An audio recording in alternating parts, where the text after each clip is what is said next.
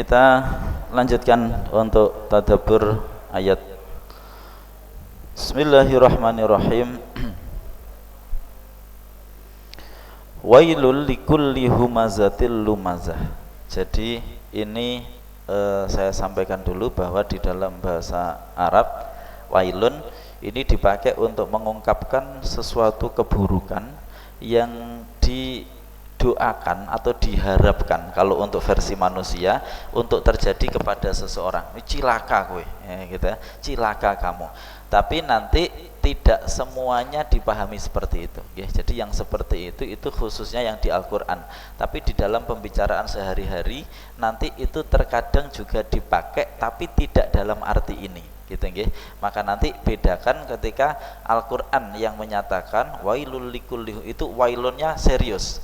Tapi kalau Rasulullah kepada para sahabat itu sekedar bahasa. Jadi kadang ada sahabat yang tanya, itu Rasulullah kadang jawabnya juga wailaka, cilaka kamu. Maksudnya ya mboten terus berharap cilaka pada sahabat nggih mboten, gitu nggih. Jadi ini harus kita pahami terlebih dahulu. Wailun di sini diposisikan jadi mubtada, bahwa kecelakaan. Di sini wailun dimaknani suatu hal yang ya celaka dalam bahasa Indonesia. Ada ulama yang mengartikan ini adalah satu bentuk neraka khusus, namanya neraka wail, gitu ya, neraka wail. Kita bisa artikan dua-duanya, bahwa kecelakaan karena masuk neraka ya kecelakaan itu likulli humazatin, untuk setiap pengumpat, lumazatin yang pencela. Humazah itu orang yang hanya menggunakan pengucapnya. Kalau lumazah itu sudah mulai menggunakan isyarat-isyarat perilakunya.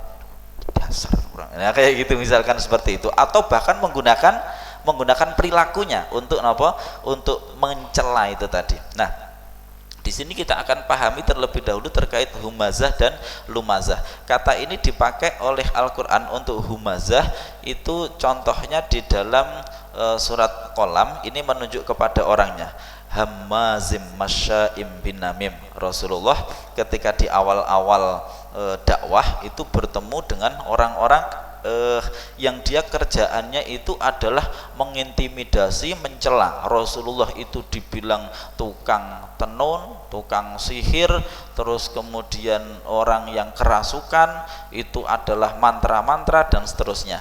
Kemudian Rasulullah dibilang, kamu Muhammad awas kalau melakukannya lagi. Al-Quran menyebut wala tuti kullahallafim mahin, jangan kamu ikuti itu setiap orang yang suka bersumpah dan menghina, merendahkan. Siapa itu? Hammazin, yang suka mencela. Lah ini dari akar yang sama. Hammazin, orang yang suka mencela. Biasanya bawaannya terus masya'im binamim, dia berjalan ke sana kemari menebar fitnah. Jadi mencela di sini termasuk membuat rumor, rumor, termasuk yang berbeda kata tapi disebut ini masih ada hubungan secara makna, adalah ghibah. Ini jadi oleh para ulama ini berbeda kata tapi ada hubungan secara makna, yaitu apa? Ghibah. Ghibah itu ghibah, ngerasani menggunjing. Orang menggunjing itu kan mencela, menggunjing itu mencela tapi tidak di depannya, ya. Makna humazah ini bisa mencakup dua-duanya, baik yang mencela secara langsung di depannya atau yang mencela di belakang. Nah, kalau yang mencela di belakang istilahnya apa? Ghibah.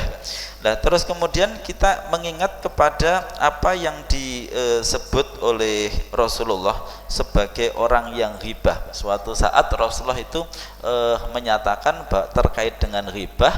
Terus kemudian Rasulullah ditanya, lah terus ghibah itu apa? Ya kalian mengatakan sesuatu yang tidak disenangi, sesuatu yang tidak disenangi, mayukrihu, sesuatu yang tidak disenangi oleh saudaramu, oleh orang lain.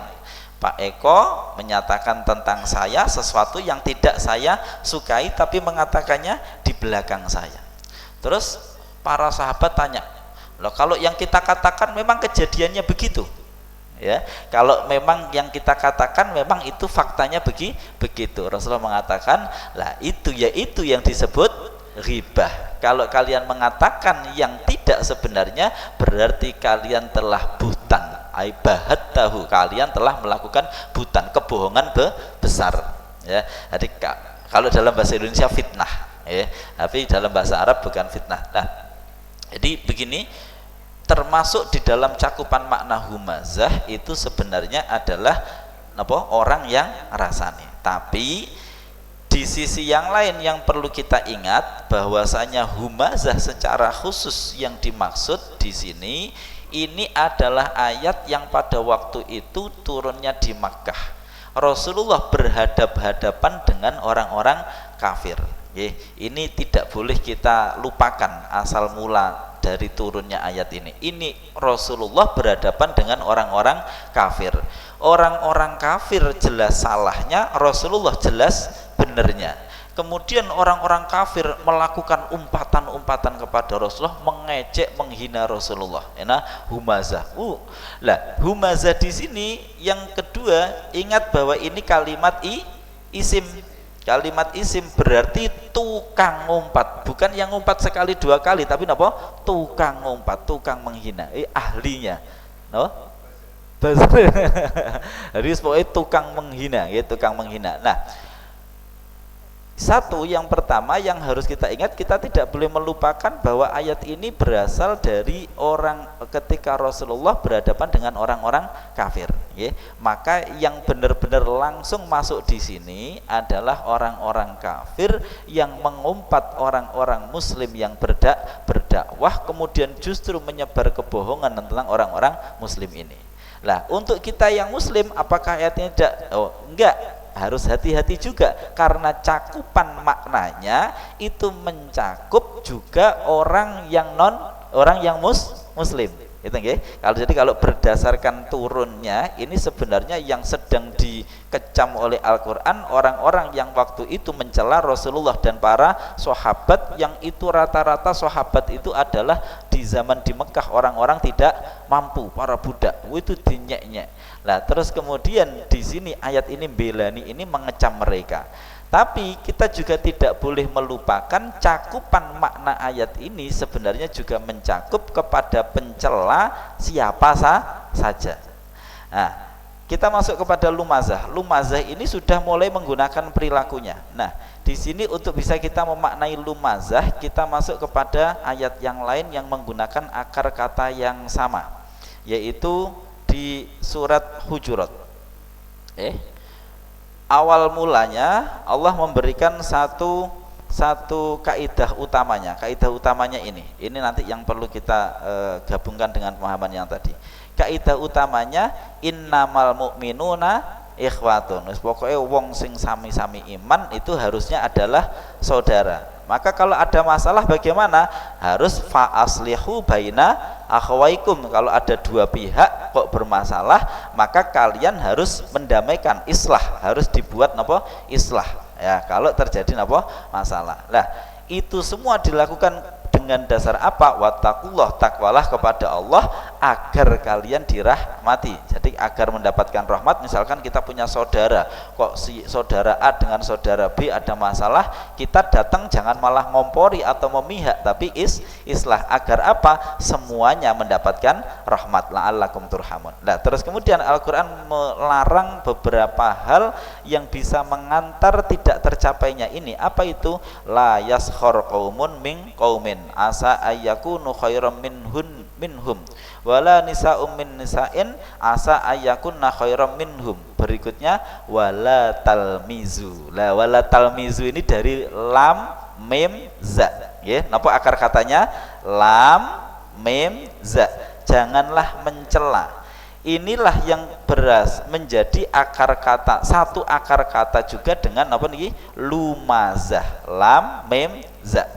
Jadi kita bisa menemukan penjelasan Al-Qur'an terkait dengan lumazah ini pada ayat wala talmizu anfusakum. Nah, di sini kita akan melihat ada tiga setidaknya yang kita perhatikan. Al-Qur'an di sini membuat satu pernyataan yang menarik.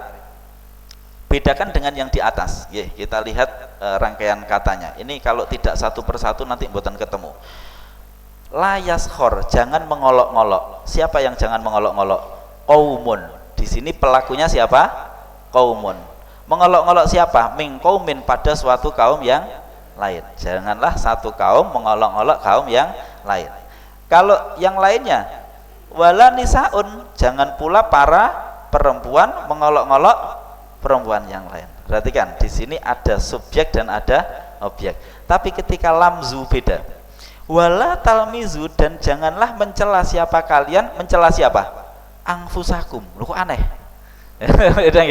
Janganlah kalian mencela diri kalian sendiri. Lah di sini ada beberapa makna yang bisa kita ambil. Yang pertama, jangan mencela dirimu sendiri, artinya janganlah kamu mencela orang lain sehingga orang lain itu akan mencelamu.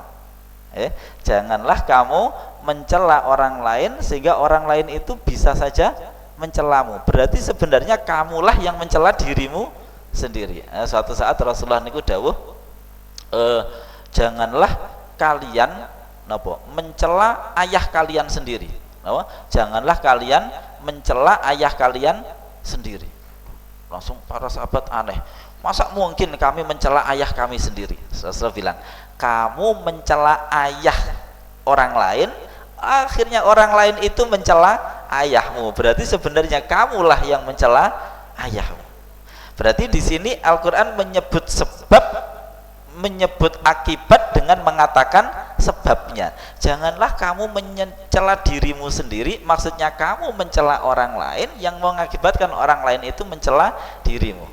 Paham ya? Ini makna yang pertama. Wala talmizu angfusakum, jangan kalian mencela diri kalian sendiri, dalam artian apa? Jangan mencela orang lain sehingga orang lain itu mencela dirimu. Arti makna yang kedua, wala talmizu angfusakum ini apa? Janganlah kalian melakukan sesuatu yang membuat kalian itu dicela. Jangan melakukan sesuatu yang mengakibatkan kalian itu dicela. Misalkan, mohon sewu, saya untuk ceramah patok tarif. Wah, berapa Ustadz? Ya setidaknya sekian lah. Ya itu ya, misalkan begitu. Lah, karena perilaku itu akhirnya orang itu jadi omongan, Pak Yudi itu ceramah. Nah, ini berarti orang lain mencela saya karena perilaku saya yang tidak benar. Berarti sebenarnya sayalah yang mencela diri saya sendiri karena saya melakukan sesuatu yang membuat orang lain mencela saya. Wala talmizu angfusakum bisa juga dimaknai jangan kamu melakukan perilaku yang membuat kamu dicela. Itu pemaknaan yang kedua. Ini dua makna yang paling penting yang kita harus ingat terkait dengan apa? Wala talmizu angfusakum. Kita kembali kepada ayat Al-Humazah ini tadi. Termasuk yang cilaka itu adalah setiap pencela. Nah, yang dimaksud ini bukan pencela yang secara umum seperti itu. Yang dimaksud awal ayat itu adalah terkait dengan orang-orang yang khusus mencela. Mengapa kok orang sampai punya kebiasaan sampai sangat fasih humazah, sampai sangat fasih lumazah? Kenapa? Dijelaskan di ayat berikutnya. Ini Al-Quran menjelaskan sebabnya. Alladzi, yaitu orang jamaah yang mengumpulkan siapa dia, malan, pada harta. Yang pertama, dia yang mengumpulkan harta, wa addadahu, dan menghitung-hitungnya. Siapa dia? Artinya berarti apa? Ada yang pertama, kecintaan kepada harta. Jadi jamaah amalan, dia hidupnya dihabiskan. Ini berarti penjelasan terkait dengan at-takasur yang di atas. Di surat atas itu ada alhaakumut takasur, telah membuat kalian lalai. Lah, saking lalainya akhirnya yang dilakukan itu hanya fokus pada apa? Jamaah amalan. Kenapa kok sampai jamaah amalan mengumpulkan harta? Saking cintanya kepada harta. Takasur. Lah, bukan hanya jamaah amalan, di sini menggunakan wawu, huruf ataf, dan berarti terjadi dua-duanya. Wa addadah, dan dia terus-menerus menghitung. Berarti apa? Kecintaannya membuat dia kemudian seakan-akan nggak mau melepas. Dihitung lagi, berkurang berapa? Dihitung lagi ya. Ini apa menunjukkan? Kikir. Apa? Kikir. Ya, jadi wa addadah, dihitung-hitung, saking apa? Kikir. Yang kedua, wa'addadah itu bisa dimaknai juga menganeka-ragamkannya untuk kemudian disombongkan. Jadi wa'addadah itu menghitung-hitung untuk kemudian dipamerkan. Wah, saya punya ini, saya punya itu, saya punya ini, saya punya itu. Alladzi jama'a malan wa'addadah. Nah, orang kalau sudah seperti ini biasanya dia terus merasa punya sesuatu, sehingga mengantarkan pada dia ayat yang ketiga, yahsabu annama lahu akhlada. Yahsabu mengira siapa dia, annama lahu pada sesungguhnya. Perhatikan di sini yahsabu. Yahsabu itu untuk sesuatu yang menduga, tapi dia sudah merasa itu benar. Menduga sesuatu yang itu salah, tapi dia merasa benar. Ahasiban nasu ayyutraku ayyakulu amanna wa hum la yuftanun. Apa manusia itu mengira dia itu kalau sudah iman terus kemudian tidak diuji. Nah, itu perkiraan kita. Kadang kita itu kan salah. Ngiranya kalau sudah iman itu terus diberikan kebaikan terus, tidak akan diuji. Jadi sehingga ketika iman terus diuji itu janggal. Kan saya sudah taubat, kenapa kok malah jadi sulit seperti ini hidup? Nah, ya. Nah, itu namanya apa? Dugaan. Mengira sesuatu yang itu salah tapi dengan yakin sekali. Ini hasibayah sabu, ayah sabu ya. Kalau di sini yah sabu, mengira, meyakini sesuatu yang salah. Yah sabu, dia itu mengira annamalahu, sungguh hartanya itu akhladah. Akhladah kalimat nopo? Fi'il nopo? Fi'il madi di sini. Fi'il madi itu telah nopo akan? Telah, ya. Karena dia mengira telah, ini maksudnya apa? Dia mengira ada kepastian bahwa hartanya itu akan membuat dia baik-baik saja. Memastikan hartanya ini membuat dia akan terus baik-baik saja. Sampai di sini ininya menggunakan fi'il mudhari, tapi akhladahu pakainya fi'il madhi. Jadi dia mengira dengan yakin bahwa ini ada kepastian saya akan baik-baik saja, wong saya punya ini dan itu. Yahsabu annama lahu akhladah. Nah, ini adalah yang kemudian membuat dia bisa merendahkan orang lain. Perhatikan, jadi niki sifat tiga ini tadi, jama'a amalan wa adadah yahsabu annamaul akhladah, ini membuat dia kemudian punya sifat humazatin lumazah.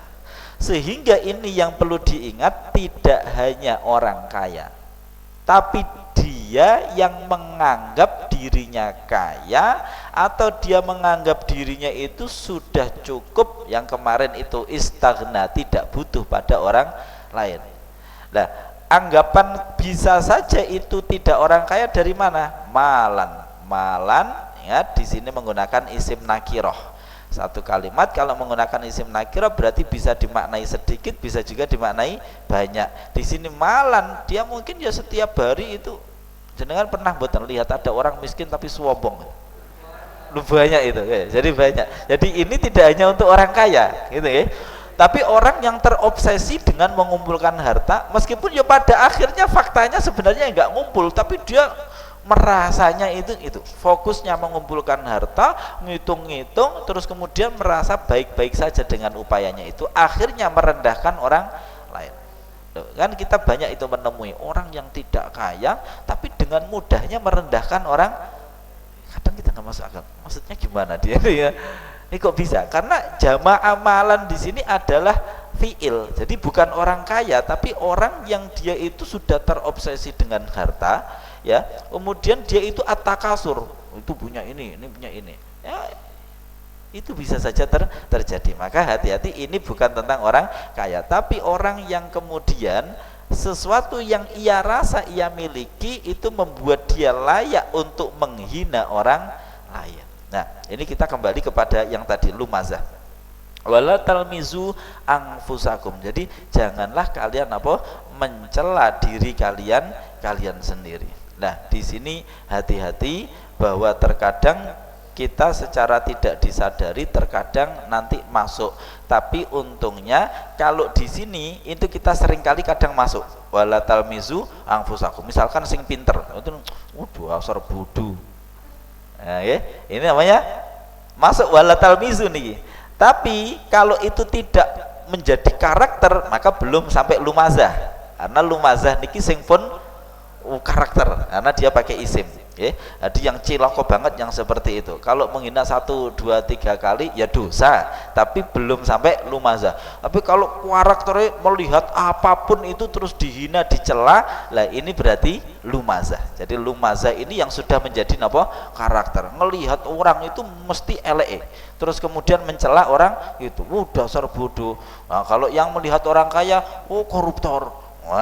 Melihat orang miskin, dasar tukang males, jual doa. Wah, mengku apa dikatain semua, seakan-akan dia itu adalah yang paling baik. Nah, ini lumazah itu seperti itu. Okay? Maka kalau di zaman Rasulullah termasuk ini dikaitkan dengan namanya Walid bin Mughirah. Sinten?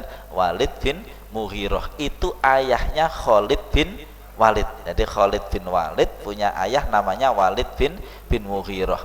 Lah Walid bin Mughirah niki wis apa mawon dikritik. Padahal nuwun sewu niki secara cerita. Padahal dia sendiri itu adalah anak yang tidak jelas. Jadi dia itu bapaknya sinten niku mboten jelas. Tapi saking pedenya dia itu siapapun dia cela. Padahal dirinya sendiri itu secara di dalam sosial itu oleh masyarakat ya tidak dipandang baik-baik saja, karena dia itu dari zaman jahiliyah itu banyak orang kan yang kalau orang-orang yang papan atas itu keturunannya terjaga ya, dia bin ini. Lah ada orang-orang itu yang bapaknya boten jelas, karena ada masyarakat di jahiliyah itu yang perempuannya itu yang nakal, itu di depan rumahnya dikasih tulisan menerima. Wah, itu siapa saja boleh masuk. Lah nanti masuk, misalkan 10 orang masuk, kok wanita ini hamil, begitu dia melahirkan 10 orang itu diundang semua, datang semua, yang pernah masuk ke rumah saya datang semua. Begitu datang semua langsung dia milih, saya ingin bapaknya kamu.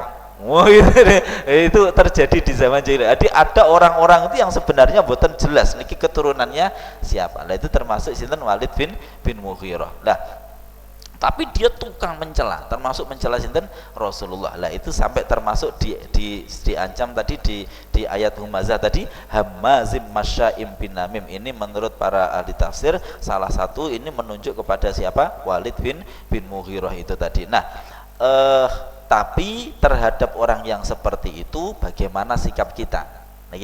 Hati-hati terhadap orang seperti itu, sikap kita bagaimana? Maka yang penting kita jangan terprovokasi. Kalau kita terprovokasi berarti kita malah mengikuti. Maka di sini disebut, kalau di surat yang tadi disebut fala tuti. Nah, jangan kamu ikuti maksudnya jangan terprovokasi. Nah, di dalam satu hadis Rasulullah dawuh la takunu imma'atan, kamu itu jadi orang mbok ya yang jangan plin-plan, yang kokoh, yang berprinsip, jangan plin-plan. Maksudnya gimana Rasulullah? Ya kalian itu sering bilang kalau orang lain baik saya akan baik, tapi kalau dia buruk saya juga bisa membalas buruk. Lah itu berarti kalian tidak punya prinsip untuk bersikap nunggu sikap orang lain. Harusnya kalian katakan kalau orang lain baik saya akan baik, kalau orang lain buruk saya akan tetap baik. Wattinu anfusakum, kalian kuatkan diri kalian dalam kebaikan, tetaplah jadi orang baik, jangan terprovokasi. Yang kedua, ya kita nggak pernah tahu Walid bin Mughirah itu jangan kurang ajar, tapi ternyata punya putra awalnya juga parah, tapi akhir-akhirnya justru jadi panglima besar di dalam Islam. Khalid bin Walid itu wali zaman itu nanti. Jadi Walid bin Mughirah niku musuhi Kanjeng Nabi tenanan, ternyata punya putra Khalid bin Walid yang kita tahu itu adalah tokoh besar di dalam Islam yang kemudian banyak sekali memenangkan pertarungan di dalam Islam, meskipun ya dulunya pernah menjadi panglima orang kafir. Ya, kita itu tidak pernah tahu hidayah ya. Nah, maka fokus kemarin sudah kita bahas, kalau kita tidak suka terhadap sesuatu, fokus kepada perilakunya, jangan kepada personalnya. Karena Allah itu yahdi mayyasha, bisa saja memberi petunjuk kepada siapa yang ia kehendaki, karena kita tidak pernah tahu kebaikan seseorang, tapi Allah selalu tahu. Nah, jangan sampai ketika ada orang awalnya dia orang yang buruk, karena kita membenci personalnya, begitu orang itu jadi baik kita tetap membenci dia. Kathah napa mboten? Nah, perhatikan ya. Misalkan saya sama Pak Eko. Pak Eko, saya aja ya. Saya awalnya orang yang buruk. Pak Eko kelirunya Pak Eko itu nggak suka dengan personal saya, bukan pada perilaku saya. Begitu saya berubah jadi orang baik, kalau yang dibenci personalnya, meskipun saya sudah jadi baik, tetap boten seneng, apa ganti seneng?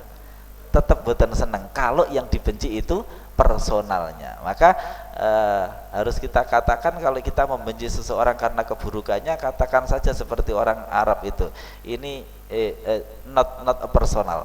Ini not a personal. Ini tidak tentang person kamu, tapi ini tentang perilakumu. Saya nggak suka perilakumu. Sehingga ketika orang itu sudah berubah menjadi baik, kita sebenarnya tidak lagi punya alasan untuk membenci dia. Lah kadang kita itu keliru, membenci seseorang itu bukan perilakunya tapi orangnya. Sehingga pas orang itu sudah berubah menjadi baik, tetap saja kita nggak suka sama dia. Lah itu nggak boleh. Kalla, jangan begitu ya. Kalla, sekali-kali tidak, jangan begitu. Layum badanna fil hutamah. Sungguh, nah ayat ini sebenarnya kita lihat ancaman untuk siapa? Ancaman untuk hamazim masyaim binamim, atau ancaman untuk humazatil lumazah. Orang yang punya perilaku ini diancam mereka benar-benar akan dilemparkan ke neraka hutamah. Tahu kamu apa itu hutamah? Mari sudah kita bahas. Wa ma adraka, itu untuk menanyakan sesuatu yang tidak mungkin bisa kita pahami hakikatnya. Tapi Al-Quran memberikan gambaran narullahil muqaddah, api Allah. Ini agar kita punya gambaran berbeda dengan api kalian. Di dalam hadis disebutkan api kalian itu hanya sebagian dari 70 kali lipatnya api neraka. Jadi api neraka itu digambarkan dalam itu 70 kali lipat api manusia. Kalian itu hanya satu bagian. Api neraka itu 70 kali lipatnya itu. Ya, itu disebut di beberapa hadis, ada yang menyebut 100. Okay. Nah, tapi yang penting kita ingat adalah itu bisa saja tidak merujuk kepada angka, tapi merujuk saking berlipat-lipatnya.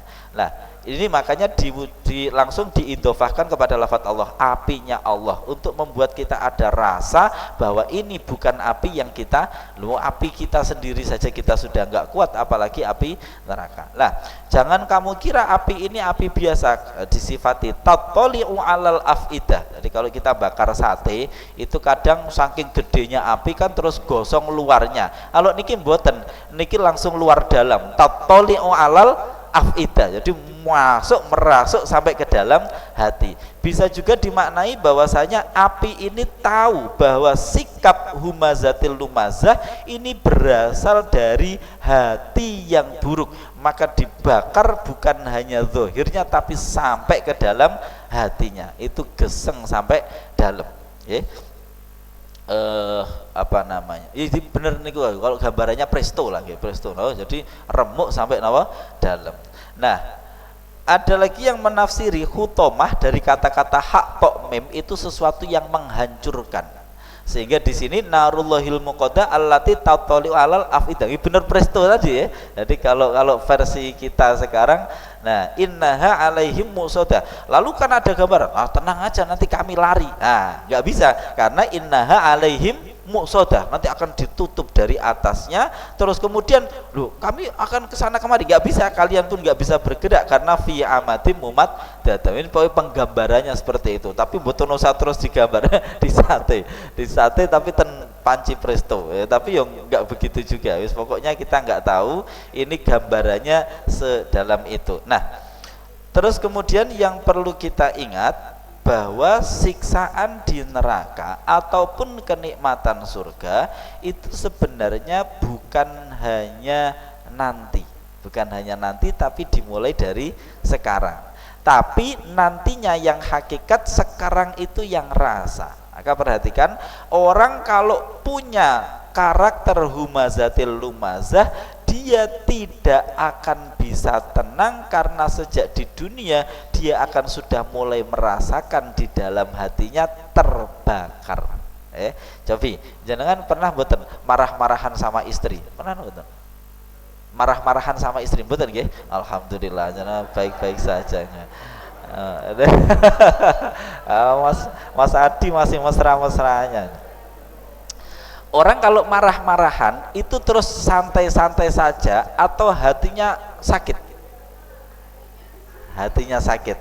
Lah ini adalah gambaran ketika seseorang kok tukang ngumpat, itu saya itu pernah kayaknya itu punya teman itu yang ngopo mawon itu dikomentari dengan buruk. Saya ini piye rasanya orang punya hati seperti ini, di jalanan nanti kalau disalib orang maki-maki, waduh asarnya loh.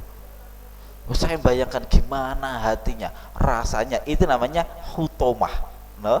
Rasa yang nanti hakikatnya nanti terbakar tapi sudah mulai dirasakan sejak di dunia. Apa itu afidahnya? Dia nanti merasuk sampai ke dalam hati. Sehingga jangan dikira orang-orang yang tukang pengumpat, tukang pencela itu hidupnya baik-baik saja. Mungkin secara zahir itu dia baik-baik saja, tapi di dalam hatinya itu pasti berkecamuk. Pasti berkecamuk. Sehingga berarti sebaliknya, kalau kita pengen tidak seperti itu, jangan biasakan untuk menjadi humazatil lumazah. Caranya bagaimana? Jangan sampai bersikap seperti yang di surat Al-Hujurat. Jangan talmizu anfusakum, jangan biasa kamu mencaci mencela orang lain. Jangan biasakan mengolok-olok orang lain. Jangan biasakan termasuk menggunjing rasani. Karena tadi humazah sudah kita jelaskan di awal, termasuk turunannya itu adalah ghibah. Ghibah itu nopo? Kan kita terbiasa mencela orang lain tapi tidak di depannya. Tapi tidak, itu kalau sudah kebiasaan, nanti di mana-mana siapapun niku nggih lihat sisi buruknya, dicela. Lah kalau nanti sudah sangat terbiasa, kita akan masuk di dalam cakupan humazatil lumazah. Wadah orangnya datang. Itu humazatil lumazah. Wis pokoknya ada orang itu dia nyela terus. Lah itu naudzubillah min dzalik. Kalau kita pengen menjadi orang yang baik, al-qalbul salim, hati kita selamat, salah satu cirinya ini yang perlu kita tes, apakah kita suka muncul dari dalam hati itu rasa-rasa untuk mencela orang lain. Kalau itu masih segera muncul, diagnosa ini bibit-bibit kalau kita biarkan akan membuat kita menjadi humazatil lumazah. Maka kalau bibit-bibit itu muncul, langsung ditebas. Enggak, langsung buat kemungkinan lain yang positif. Misalkan puasa-puasa ada orang makan siang-siang, jangan langsung mencela. Entah bagaimanapun kita katakan kalau itu perempuan, mungkin ya sedang haid, tapi kok ya makannya di depan umum, mungkin nggak dapat tempat lain lah. Pokoknya cari cara tapi kalau di dalam hati tetap ditumbuhkan. Tapi kalau misalkan itu benar, ya itu salah. Kita hanya ingkar begitu ya. Tapi munculkan kemungkinan lain untuk membuat hati kita itu tidak terbiasa mengumpat orang. Karena terkadang ada sekian banyak kemungkinan yang itu muncul. Loh kok laki-laki? Tapi laki-laki, saya pernah ngadepi orang begitu. Laki-laki, siapa tahu musafir atau dia punya penyakit yang kalau nggak makan itu terus itu. Jadi wis pokoknya cari cara bagaimana bibit-bibit humazatil lumazah tidak terus berkembang, langsung dipekas. Nah, karena terkadang itu muncul dengan sendirinya. Itu yang dimaksud fa'alhamaha fujuroha wa taqwaha. Setan itu sudah punya tugasnya setan itu nggoda Loh kan setan dicincang, dicencang, ditali. Ditali kan ininya kan tetap bisa ngomong. Tetap bisa bising-bising, yuwas bisufi sudurin nas. Nah itu yang harus kita hati-hati. Jadi kita dalam rangka menumbuhkan pribadi spiritual kita itu untuk terus mendekat kepada Allah. Ujung-ujungnya adalah al-akhlakul karimah. Al-akhlakul karimah, akhlak itu adalah spontanitas dari dalam hati. Maka hatinya harus hati yang selamat, al-qalbul salim. Ini yang menjadikan seorang punya al-akhlakul karimah. Lah, hati itu harus qad aflaha man zakkaha. Beruntung orang yang menyucikannya, wa qad khaba man dasa, cilaka orang yang mengotorinya. Ini kita akan terus berperang dengan adanya bisikan-bisikan buruk. Maka begitu ini datang, jangan sampai terus justru malah makan. Padahal saya tahu itu orangnya sehat-sehat saja. Itu berarti malah dipupuk. Oh, coba tanya tetangga, Bu itu ya nggak pernah puasa ya? Malah mencari bukti-bukti untuk membenarkan itu. Ini berarti memupuk. Rasulullah dawuh, salasun la yunji ahadukum minhunna. Jadi ada 3 hal yang kalian semua itu tidak bisa terlepas dari itu secara umum, yaitu salah satunya adalah zon. Idza dzananta, kalau kalian sudah ada zon yang buruk, falatu hakik, jangan malah dicari bukti-bukti pembenaran. Bisa jadi prasangka kita benar, tapi itu akan mengakibatkan hati kita menjadi berpenyakit. Bisa jadi memang benar dia adalah orang buruk dan seterusnya, tapi itu tidak aman di dalam diri kita, karena kita akan menjadi orang yang berpenyakit hati kita. Nah, lalu bagaimana terkait dengan amar ma'ruf nahi mungkar? Itu sisi yang berbeda. Amar ma'ruf nahi mungkar itu bahwa kita kalau kalian mendapati sesuatu kemungkaran, ya, idza ra'aita ahadukumul mungkar, kalau salah seorang di antara kalian melihat kemungkaran, maka dia harus merubahnya, fal yughayyirhu, maka hendaklah dia mengubahnya. Yang pertama napa? Biyadih. Biyadi ini berarti dengan kemampuan, kekuasaan, kewenangannya. Kalau tidak bisa, wa ilam yastati fabi lisani. Jangan prasangkanya dibesarkan, langsung datangi saja, Bu, nuwun sewu, kalau jenengan lagi wonten halangan daharnya ampun di umum nggih, wonten sekeco. Langsung katakan. Ya, dengan langsung. Kita cenderung melakukan yang sebaliknya, tidak fal yughayyirhu, tidak dilakukan tapi ngedumel di. Ini kalah keliru, ya. Kalaupun tidak bisa, wa ilam yastati fabi kolbi, kalau tidak bisa minimal ingkar di dalam terhadap perbuatannya, bukan personal. Jadi jangan biarkan ada keburukan yang tumbuh di dalam hati kita. Nah, itu hati-hati sekali. Pun demikian, ini makna dari surat Al-Humazah yang semoga nanti kita berhati-hati sekali terhadap apa yang ada di dalam hati kita. Terkadang hal-hal seperti ini yang menghambat pertumbuhan spiritual kita menuju Allah Subhanahu wa ta'ala. Kenapa kok sholatnya sulit khusyuk? Kenapa kok kita itu dorongan pada kebaikan kurang ada? Ternyata begitu ini mau tumbuh, spiritual kita mau tumbuh, imannya mau tumbuh, hama-hamanya datang dan dibiarkan, digerogoti, maka iman ini jatuh lagi. Begitu nanti sholat mau tumbuh, digerogoti lagi. Habis sholat langsung ngomong, jamaah cuman sedikit, pada kemana? Wah, ini nanti rasa-rasa yang tidak benar akan menggerogoti tumbuhnya keimanan kita, ya. Jadi ingat, ketika menjadi petani tidak hanya tentang menanam dan memupuk, tapi juga tentang menghindarkan tanaman dari hama. Ini itu hama, jangan sampai kita biarkan tumbuh di dalam hati kita. Ketahui, kenali, lalu singkirkan. Wallahu a'lam bishawab. Mohon maaf jika ada kurang lebihnya. Ihdinas siratal mustaqim wal afu minkum wastaghfirullah li wa lakum.